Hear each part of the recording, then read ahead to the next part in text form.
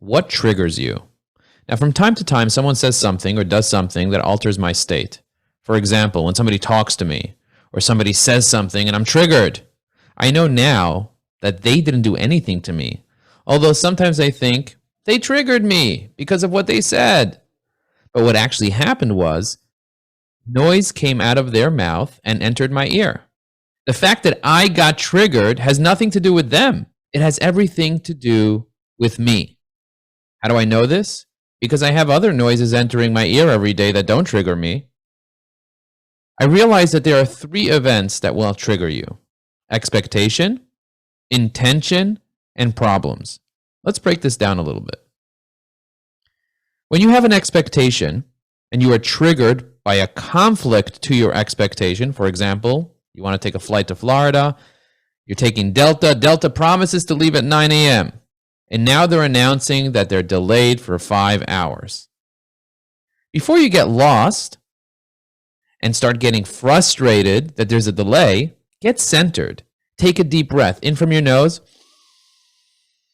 out from your mouth, and then think about your goal. What is your goal? What do you want to achieve?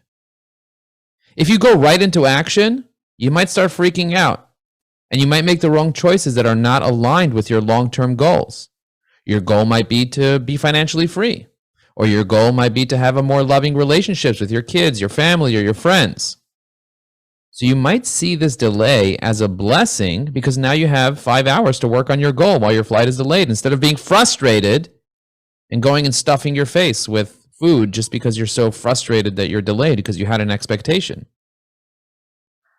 Look around you. You might notice a businessman that's also frustrated about all the delays. And because you got centered first, you go over to him and you start a conversation with him. And it turns out he's a potential client. And now you're moving closer to your goal because you were able to stay centered. You now can leverage that opportunity and build a meaningful relationship with someone that can help you with your goal. Intention is another type of trigger that often will throw us off center. You realize that you intended to go somewhere, or you intended to do something right now. Right when you realize that, your intention will want to take you right into action. Trigger your emotions, get you excited or get you nervous. Before you get into action, as soon as you have the intention, take a deep breath. In from your nose, out from your mouth. Get centered and think about your goal. For example, if you want to take your family or friends out to a restaurant, think about your goal first.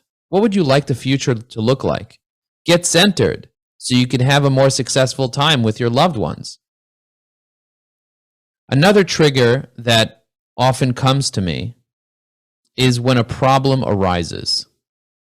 Something happens or someone needs to be dealt with. For example, I'm focusing on working on a project and a client calls up complaining about an issue.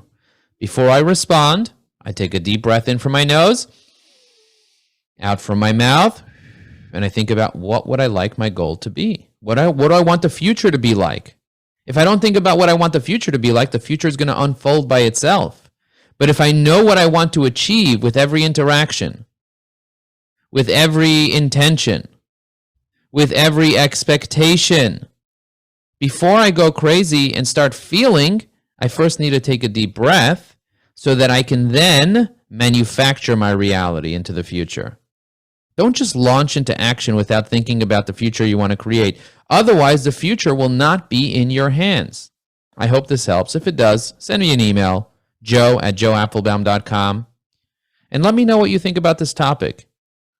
As I'm writing this, I actually hear one of my neighbors yelling at her husband. She's very triggered. She's losing her mind. I wish I could send her this podcast so she can take a deep breath and she could start relaxing and realizing that her goal is not to have conflict. Her goal is to be able to influence somebody else. But I can't control what other people do. And I'm certainly not sending her this podcast because coaching without permission is criticism. And I don't want to trigger the person to make them lose it even more than they're already losing it.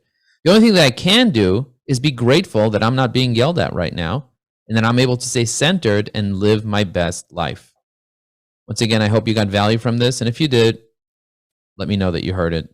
I appreciate you. We'll talk again soon. Boom.